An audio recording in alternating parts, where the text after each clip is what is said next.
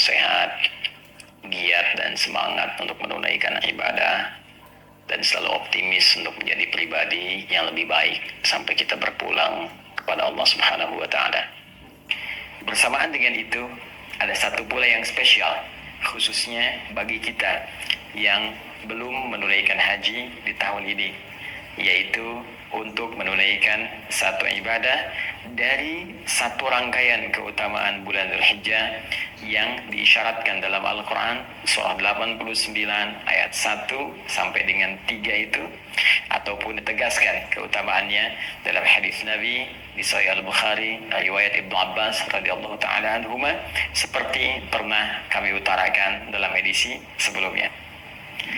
Di antara 10 hari yang istimewa itu ada satu yang sangat spesial yang tidak ditemukan dari hari pertama, hari kedua, sampai ke-8 yang telah kita lalui, yaitu hari ke-9 di bulan Dzulhijjah, yang langsung narasinya disampaikan oleh Nabi SAW yang mengandung banyak keistimewaan dan kemuliaan.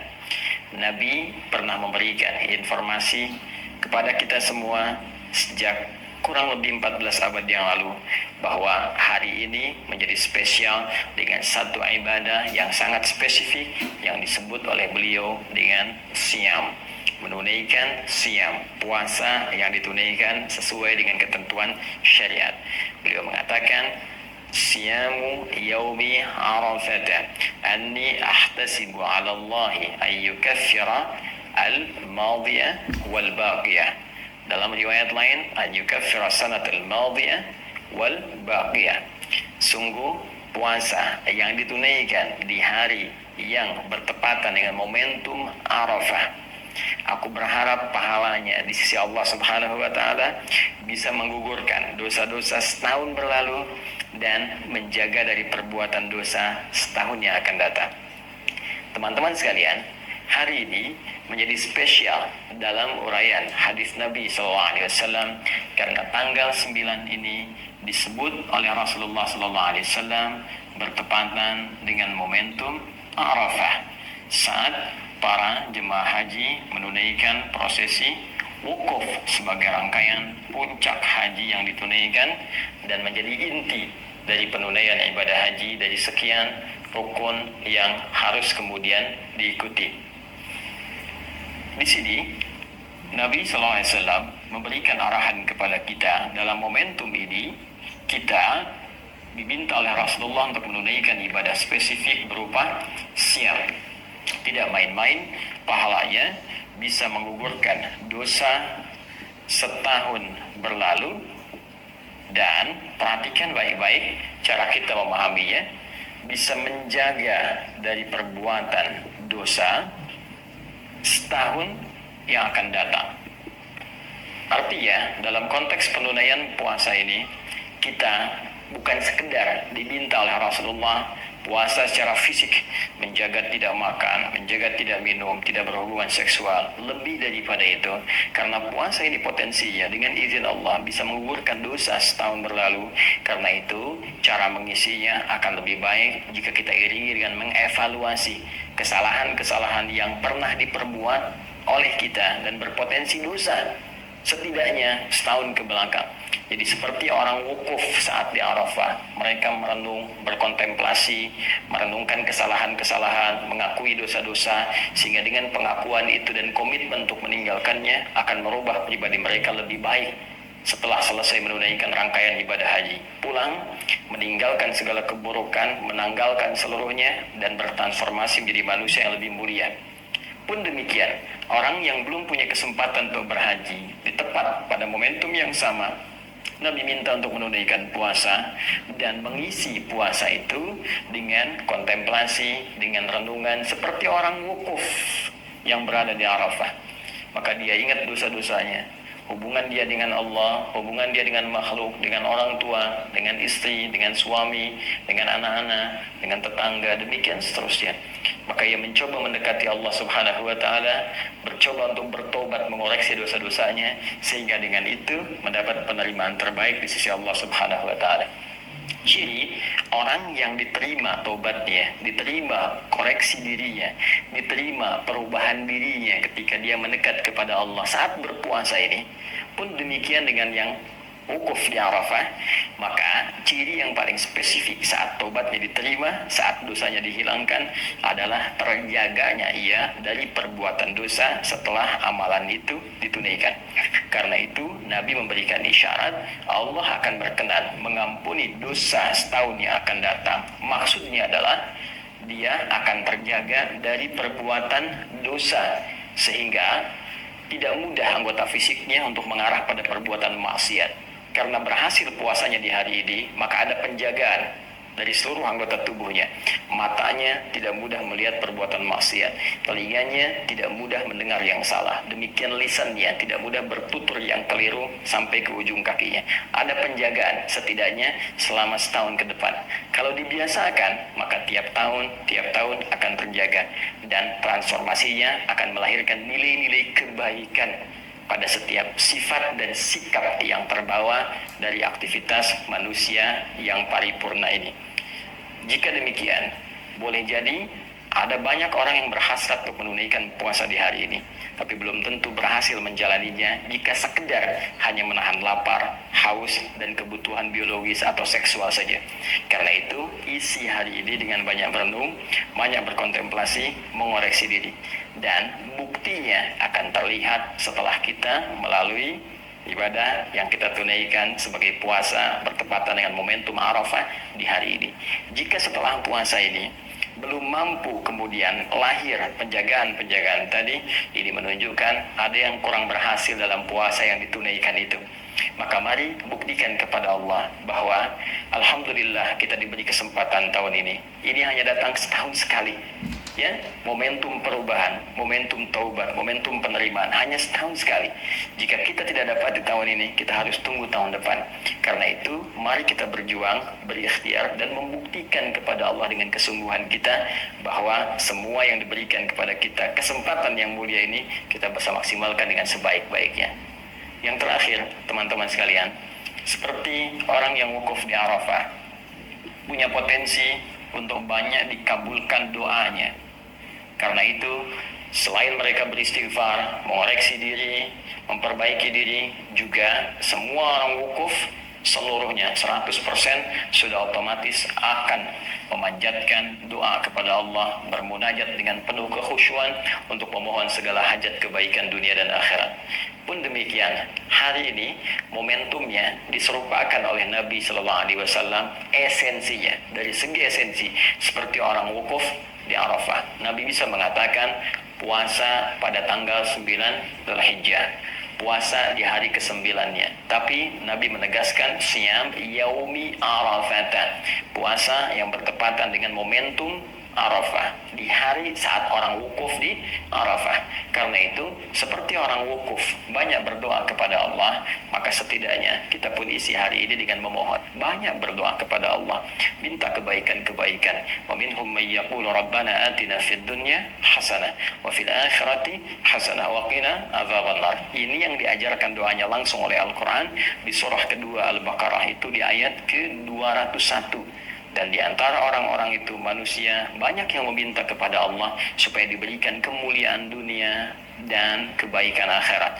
Maka mohonlah kepada Allah segala kemuliaan-kemuliaan di dunia ini, supaya mata kita menatap yang mulia, sehingga kaki kita, supaya harta kita diberikan kemudian keberkahan oleh Allah, supaya pekerjaan tadi dimudahkan tapi yang bermanfaat untuk akhirat kita, melipat gandakan pahala-pahala kita. Isi banyak dengan doa. Kalau ingin lebih spesifik misalnya, kapan orang wukuf di Arafah? Tanggal 9-nya jam berapa tepatnya? Pasti setelah matahari tergelincir, masuk waktu zuhur, mereka melakukan sholat, jamaah dengan asarnya. Setelah itu banyak beristighfar, berdoa. Jika kemudian kita konversikan, mungkin di sana masuk misalnya jam 1, taruhlah sudah tiba waktunya. Maka tambahkan dengan 4 jam di sini, jatuhnya jam 5 atau 1 jam sebelum maghrib misalnya. Kalau kita ingin serupakan waktunya, kalau kita ingin bebas, maka mulai detik ini sampai dengan berakhir menjelang maghrib, potensi luas untuk berdoa. Tapi kalau momentumnya kita ingin dekatkan, kita bisa ambil misalnya waktu menjelang maghrib, kita duduk untuk bermohon, kita khusyukkan diri kita dengan penuh keyakinan, dan semoga dengan itu Allah bukan hanya mengampuni dosa kita, tapi mengabulkan seluruh hajat kita. Siam, puasa itu yaumi arafata, yang dilakukan ya pada ini waktunya. Jadi di sini dharab menunjukkan kepada waktu. Ada yang memahami yaumi arafah tepat saat orang berwukuf, waktunya orang wukuf di Arafah. Ada yang memahami di penanggalan yang sama dengan orang wukuf. Jadi kalau sana tanggal 9, tempat lain tanggal 9, walaupun berbeda momentumnya, di sana wukuf, di sini misalnya belum nyampe, maka sama-sama ketika dipahami tanggal 9, ya itu dimaksudkan pada harinya, tanggal 9 Dzulhijjahnya. Jadi bagi orang yang wukuf, dipahaminya saat wukufnya, di waktu setempat, saat wukufnya, tanggal 9. Ya, bagi orang yang tidak wukuf, ya tinggal dilihat bagaimana kemudian keadaan di sekitarnya, tempat setempatnya. Ya, kalau dia bersamaan misalnya, samaan dengan orang yang wukuf, tanggal 9-nya sama, di waktu yang serupa, harinya sama, maka saat wukuf, di sini pun kemudian menunaikan puasa. Tapi kalau misalnya perbedaannya, di sana hilal sudah masuk waktunya, sudah tampak, dari segi hisab juga sudah tampak, misalnya kan, atau di tempat lain hisabnya belum masuk, misalnya royatnya nggak tampak, maka boleh jadi bisa berbeda. Di sana tanggal 9-nya hari A, di sini hari B misalnya, maka yang diambil waktunya. Ya, diambil apa? Waktunya. Tuh. Di puasa yang ditunaikan pada tanggal 9 Dzulhijjah itu, di saat orang-orang yang wukuf di Arafah, syamu yaumi Arafah, di hari orang-orang saat wukuf di Arafah, ya kan? Tanggal berapa? Tanggal 9. Ketika di tempat lain didapatkan tanggal 9, di tanggal 9 Dzulhijjah, di sana wukuf, di sini puasa, itu yang dimaksudkan. Jadi yang di sana sedang berwukuf, di sini puasa. Nah, ini bukan puasa biasa, tidak sama dengan puasa biasa.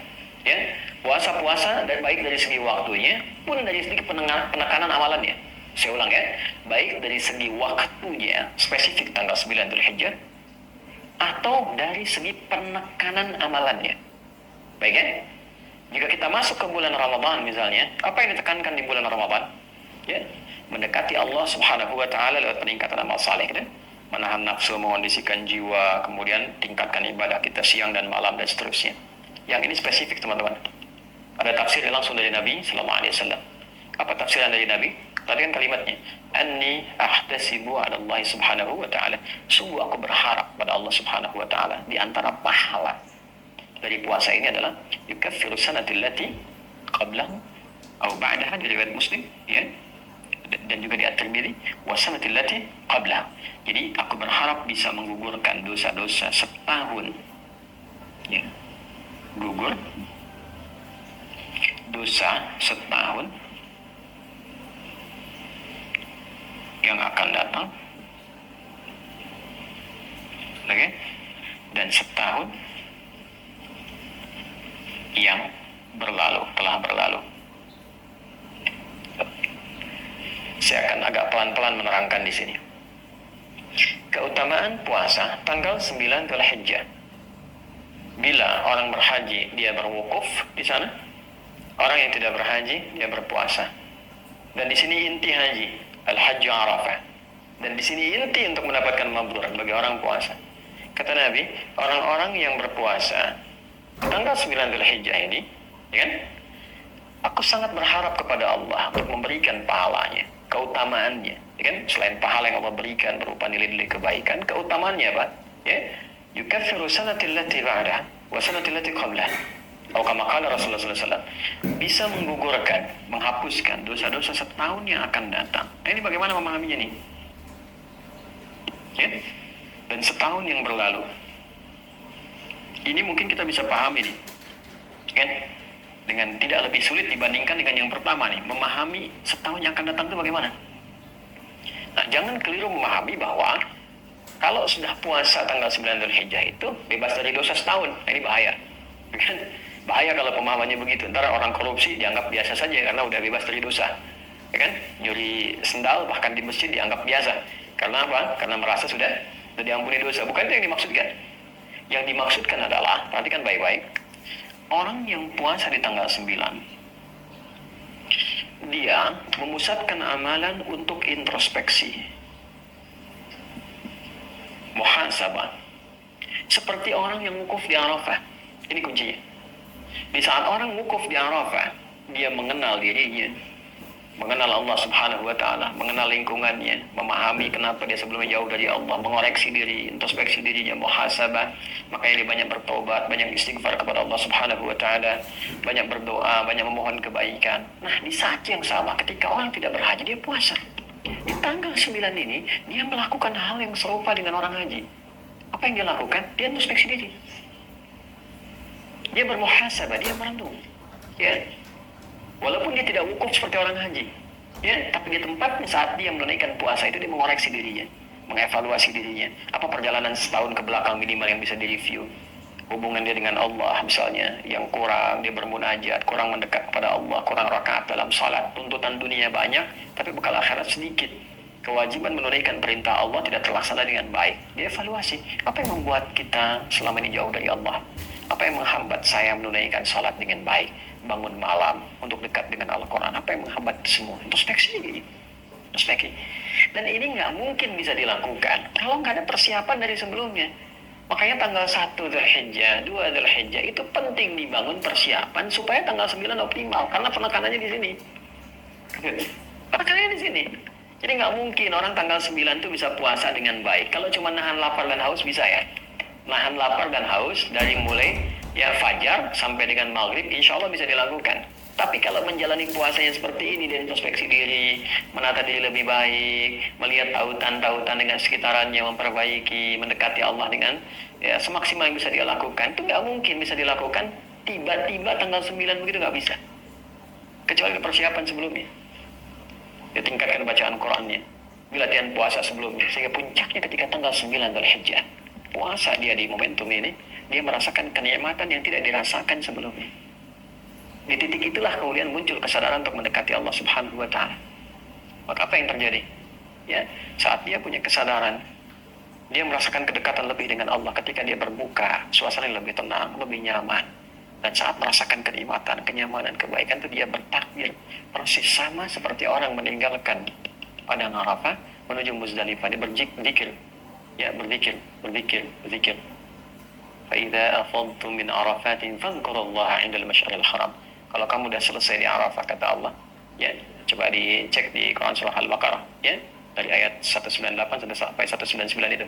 198-nya, ya, laisa 'alaikum junahun an tabtaghu fadlan min rabbikum fa idza afadtum min arafatin fadhkurullaha 'inda al-mash'aril haram. Kalau kamu telah selesai di Arafah, segera bergegas ke Masy'aril Haram, ke Muzdalifah sambil berzikir. Dia bertakbir, dia bertasbih, dia bertahmid. Sama persis. Kenapa dia berzikir? Memuji Allah karena dia sudah merasakan kedekatan yang sebelumnya belum terbangun dengan Allah Subhanahu wa Ta'ala. Sama persis. Orang kalau sudah selesai, dia puasa, dia bermuhasabah, dia menangisi dirinya, bertobat, ingin jauh lebih baik dari sebelumnya. Tiba-tiba merasakan perubahan pada diri, dia bertakbir. Allahu Akbar, Allahu Akbar, Allahu Akbar. Malam 10 tuh. Ya. Dan puncaknya di hari ke-10, teman-teman. Apa yang terjadi? Hari ke-10. Yang di sana melontar jumrah saat fajar kan? Ya. Dia lontar, bukankah dengan kalimat Bismillah ya Allahu Akbar? Dan yang dilontar itu Aqabah kan? Tadi kita bahas menjelang Isya. Aqabah itu kan gambaran dari keadaan diri kita. Nafsu, bukan dari faktor orang dekat, wusta atau orang jauh, ula, tapi dari diri kita sendiri. Kadang-kadang keburukan itu muncul bukan karena faktor luar, tapi kadang-kadang yang lebih utama dari faktor dalam, ketidakmampuan mengendalikan nafsu dengan baik. Nah, nafsu ini yang dilontari, sifat-sifat buruk dalam nafsu. Oh, ini yang kurang bagusnya. Oh, ini yang sifat-sifat yang tidak baik yang lontar. Dan ketika akan lontar, Bismillahirrahmanirrahim. Jika dengan lontaran itu kita merasakan perubahan pada diri pribadi. Setelah itu menghadap ke arah kiblat, kita bacakan inni wajjahtu wajhiya lilladzi fataras samawati wal arda hanifan musliman wa ma ana minal musyrikin. Ya Allah, aku menghadap pada dirimu, menghadapkan diriku sepenuhnya. Ya Allah, aku bertawakal, pasrah pada Engkau penguasa langit dan bumi. Inna salati wa nusuki wa mahya wa mamati lillahi rabbil alamin.